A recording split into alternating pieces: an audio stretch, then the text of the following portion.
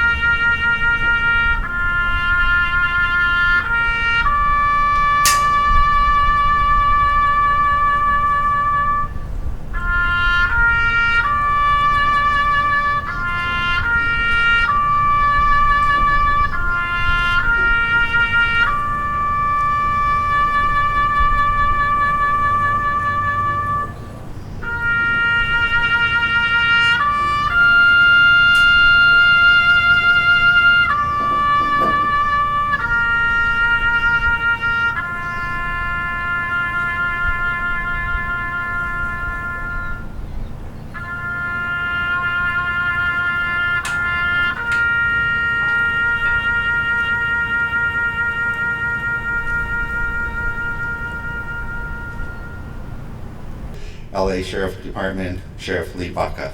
9/11 is etched in the memory of every one of us who was able to see what occurred in that fateful day in 2001, where not only was the nation's capital attacked, the Pentagon particularly, there was an effort to attack the Capitol, of which heroic men and women inside that fateful airplane were able to commandeer a plan and put it forward and interrupt what would have been death to the Capitol, but instead these heroes took death to themselves and crashed that plane in the field of Pennsylvania. And of course, the World Trade Center, we all witnessed perhaps the most horrific tragedy so publicly that one could ever hope to imagine, where innocent people, hardworking Americans seeking to find a better life and support their families and start a career and end a career, but what we all saw were individuals who chose death either through fire, which they couldn't choose at all, or choose the death by jumping off of 100-story buildings to their deaths. All this will never be forgotten by any of us who were witnessing what was occurring on our televisions, fixated, horrified, stunned. This is not happening, this is not real. But sadly it is real. So never forgetting is why we're here today, and I want to share with you a few other more personal anecdotes. I was on my way to Washington, D.C. that morning with the Board of Supervisors to lobby for more funds for health care and public safety and other important issues that government provides. And as a result, we were turned away because of what occurred, and we went immediately to the Emergency Operations Center for the County of Los Angeles, which has connectivity with the Emergency Operations Center here in Hawthorne and all the 88 cities in the county. And assembled the leaders from the city of Los Angeles, Mayor Hahn and others, to come to the Emergency Operations Center because we were on alert. We don't know what other planes might have been commandeered. As you know, 3 of the airplanes were headed for Los Angeles, so there was obviously a connection that was close. After we put a plan together, it was obvious to me the first order of business is to help the NYPD and the New York Fire Department in what they experienced as well. There were 19 police officers killed, and there was also hundreds of firefighters killed, attempting to rescue people within the immediacy of the disaster with the Twin Towers. After that became more organized and people started the recovery process, which took actually months. In Los Angeles County, deputy sheriffs and police officers, along with the public, we started raising money, and to cut to the short here, took $750,000 to Mayor Giuliani within 2 months. Los Angeles not only cares and will never forget, but we will always provide help to the surviving families of firefighters and police officers. To take it further, there are 2 individuals that we befriended, meaning the families of 2 deceased individuals that we befriended.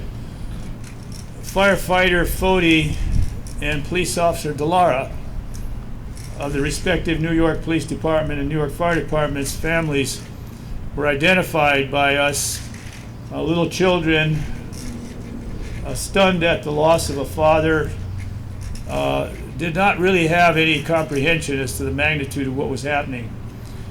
So we adopted these families and invited them to come to Los Angeles a year later. We paid for their airfare. We paid for the entire emergency services unit of the NYPD, which was the unit that lost all these officers. All of them came out at our hospitality for 2 weeks. We wanted them to have a break from the tragedy. They went to Disneyland and the various amusement parks of Southern California and the beach and so forth. And then we sent them home with each family $30,000 apiece. So you see, today is not only a day of remembrance, it's also a day of recognizing that these families still exist, that these families have children now that are about to enter college and start new lives. So we must continue to do our best to stay in the spirit of the challenges of the surviving families of 9/11. Thank you. God bless all of you. Hawthorne Police Department Chief Bob Fager. Good morning, ladies and gentlemen, honored guests, honored officials. I thank you for all taking time out of your schedules to join us, the city services and employees here today, on is what's truly a befitting day in American history and one that we can't forget. I cannot follow a better description of some of the day's events that Sheriff Baca just presented. But what this day means to me and to the members of my department, really I'll sum up in 2 areas. The first one's remembrance. It's remembrance to the victims that lost their lives that day, the innocent civilian people, both in the New York area, the Pentagon, and the fields of Pennsylvania. It's to the over 400 public safety employees who lost their lives that day doing what they get paid to do. in such heroic fashion. However, that's the calling that we undertake, but we always pray you don't have to cash in.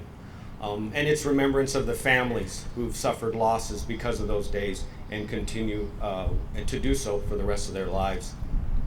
It's also a remembrance for me, on behalf of my department, for all those who serve in the military, active and veterans of the past, who fight the fight on different fronts and keep that protection secure so that it is 11 years since that last horrific tragedy, and that wasn't the beginning of several that followed. That's a constant reminder, and it's a constant duty that a lot of people undertake 24 hours a day, every day of the year. And then the second half of my words to you is about vigilance. It's about never forgetting that that could happen again. It's about never forgetting that there are people in this world who get up every day and wish to do that, if not worse, to people in this country and make a spectacle based on their own beliefs or assumed systems. And it's the vigilance there that I ask all of you to join us and basically invoke in your life. If you see something that's not right, say something. That's what it takes. That's where prevention's the key. And the last thing I'll leave you with is my personal respect and honor for all the employees you see behind you, my fine officers, your police department, your fire department standing behind me, for the work they do day in and day out. It might not have at times the magnitude of spectacle or of notoriety of what happened on 9/11, but it absolutely is the fine line that allows you to be standing out here fearful of nothing today. So I wish you the best. God bless you. At this time, I'd like to call up Colonel McNeil from the LA Air Force Base.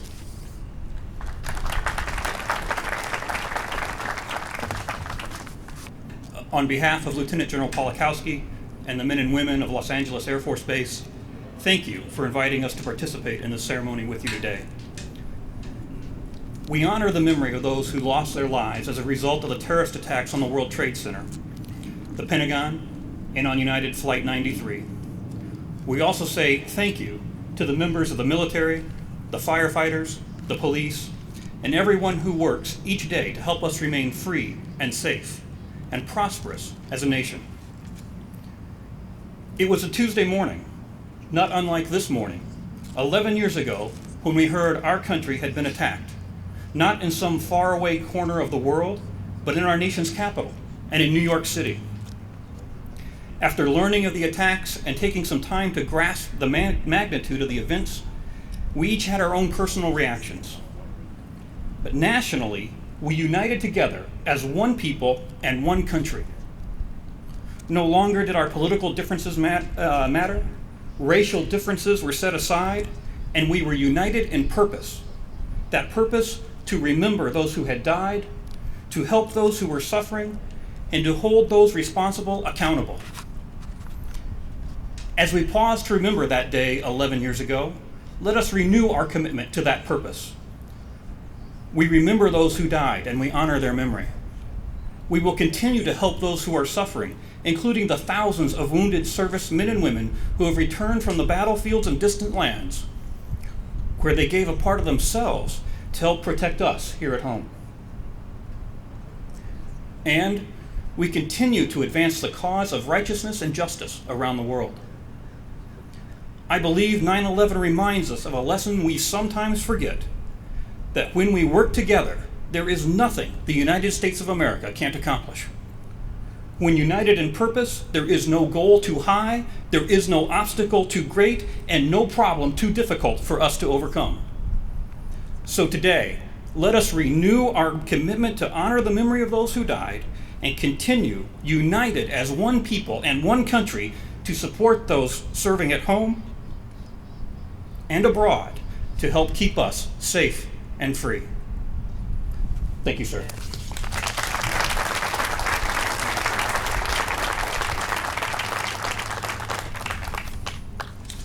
Thank you very much, Colonel.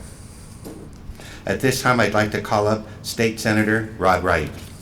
You know, in the old days in churches, we used to always say that freedom ain't free.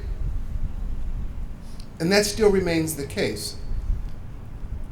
I remember looking 11 years ago, as I saw the Trade Center go down, and I thought, now the young people won't know nothing about this here, but there was a restaurant on top of the World Trade Center called Windows on the World. It actually was one of the best restaurants in the world. Aside from the view that you had of Manhattan, it was a fabulous restaurant. It was a place that you would take people and say, this is American food at its best.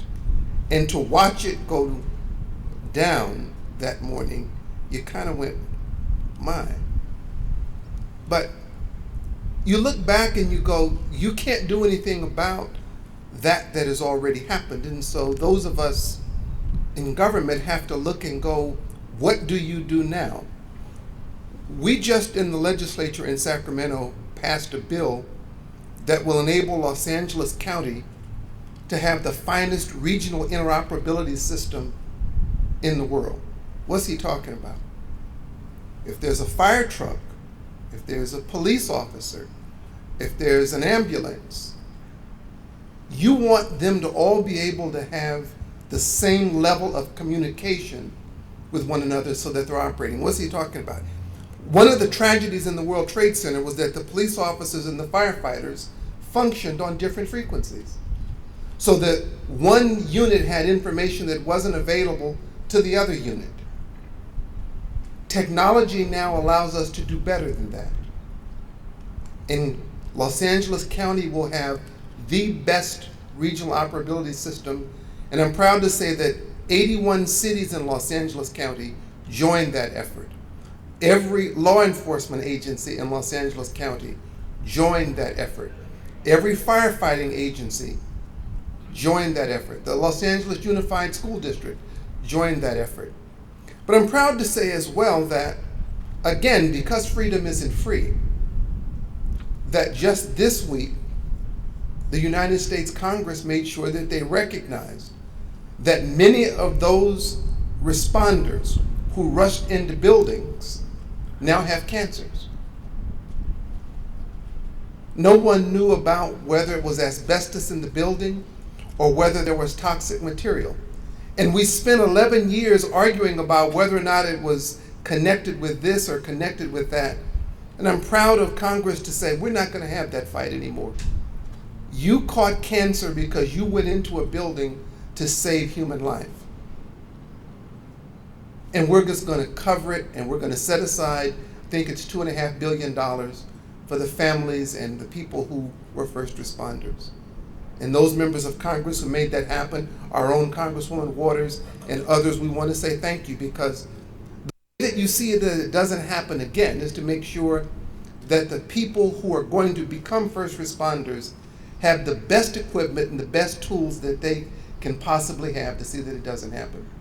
So I'm proud to be here today to say there's a little bit that we're able to do, but for all of you who serve to make sure that we're all safe, whether it's an ambulance driver, a firefighter, or a police officer, on behalf of the state legislature and the state senate where I serve, today we can all just say thank you.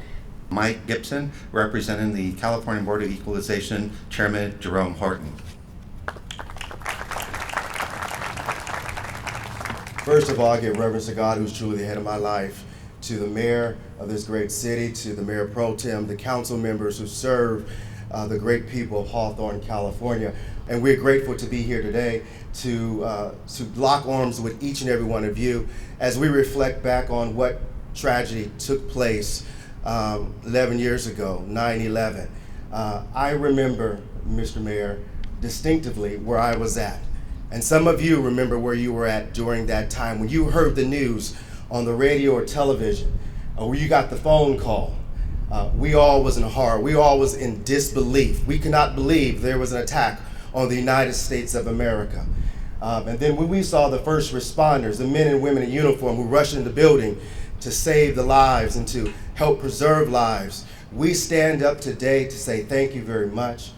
We say thank you to those family members who who sent off their loved ones and said goodbye for the final time. We say thank you very much for allowing us to reflect back on all that they have done for the United States of America. And we salute every man and woman that's under the sound of my voice in uniform today. My mother, Mr. Mayor, always said, and I'll close on this note, son, if anyone ever gives you anything, if they ever do anything for you, you say thank you. We say thank you today to the men and women in uniform. Can we put our hands together and give the men and women in uniform a round of applause? Oh, you can do better than that. I know you can. Come on, somebody. We appreciate each and every one who sacrificed your lives, even on the streets in the county of Los Angeles, day in and day out. We say thank you for protecting us. As we sleep and slumber at home, you're out on the streets protecting us, responding to 911 calls. We say thank you very much, and God bless you all. We have Assistant Fire Chief Barry Nugent. Thank you very much for having us here, and thank you for showing up to honor those who lost their lives on 9/11. You know, we remember those days here 11 years ago, what occurred. On the back of my personal car, I have a insignia, and it says, "We will never forget," and I have the date, 9/11/2001. And we remember the 19 terrorists that purposely decided to do something that was so horrific in this country, that was premeditated. 2 of them piloted a plane into the North and South Tower on 9/11 of the World Trade Center. And within 2 hours, those towers were down and 3,000 people were dead. Simultaneously, another plane was piloted by one of those terrorists, and it went into the Pentagon. 125 people were dead. There was another plane slated to go to the Capitol, and as the sheriff mentioned, it went down through the heroic efforts of the people on board in Shanksville, Pennsylvania. On all of those airlines, there were 246 people, and they all died. There were 2,000 first responders that were injured in the events of that day in trying to help other people. 343 firefighters died, 23 police officers from the New York Fire Department, 37 Port Authority officers, 15 EMTs. They all died on that day, and we remember them today. And it's good for us to remember that. And we all have vivid ideas, and we can think back on that day, on what occurred, and we ponder that. And I think back not on the specifics of what happened that day, but in the month that followed, LA County Fire Department sent 80 people to New York. We actually went on our own dime to just stand with other members of the fire department. Not knowing what we were going to do, I spent the time at 12 funerals and wakes. And I remember the silence in a few specific instances. One was one of the funerals that we had for a battalion chief that died in one of the towers. And they had the procession, and they had just finished with the bagpipes, and we're all standing at attention. And the engine comes down, and there's an empty coffin because they couldn't find the remains, but they found his helmet, and his helmet was there. And the family gets out, and the bagpipes had ended. It was on a day similar to today. There was sun, a little bit of wind flowing. And we're all standing in attention. And there's an eerie silence as the family gets out of the limousine. And the thing I remember is the little girl that says, "I want my daddy back." And even today, when I think of that, when I think of 9/11, I can hear her voice, the anguish in her voice, the pain in her voice, of her father being taken away senselessly. We were at Ground Zero shortly after that particular funeral. And there was another silence as every single worker stopped work. The metal workers, the iron workers, the construction workers, the firefighters, the police officers, everybody that was working on the pile, they stopped work because they found a firefighter. There was a complete silence. And as we walked back after that, after they had taken that individual into the temporary morgue, we were walking back, and it was probably an hour later, and we were just walking single file, and there weren't a lot of people saying anything, and there were New York firefighters walking by us, 6 of them. As we passed him, we sort of nodded, and just we got past him, he said, "Hey, you guys with LA County?" "Yeah, we are." "You want to come stand with us?" "Sure, come stand with you." And they take us to the back of the makeshift morgue, and they said, "We're going to bring one of our brothers out." And we stood there at attention, in silence, crying. in attention as a silk stretcher came out with the remains of one of the heroic firefighters with the American flag wrapped around him. Weeping, trying to stand at attention. And after they left, we hugged, and this tough New York guy says, "You know what? Thank you for being here." And I thought, to honor those who went and died while they were going in, while others were coming out. And I realized that each and every one of us has the ability to have the ministry of being there. Anytime somebody hears something that's horrific in their life, they get told there's cancer, they get told by somebody, a police officer comes to their door and says, "Your husband was just killed in a traffic accident." There's something has happened horrific in your life. Each one of us has the ability to be involved in the ministry of being there, just standing by and offering comfort. And so I'd like to just encourage you, by this time that we remember today, that if you have opportunity to stand with somebody who has experienced something horrific, something tragic, something that has rocked their world, stand with them. Just be involved in the ministry of being there for them, as I experienced with those that experienced that horrific thing on 9/11.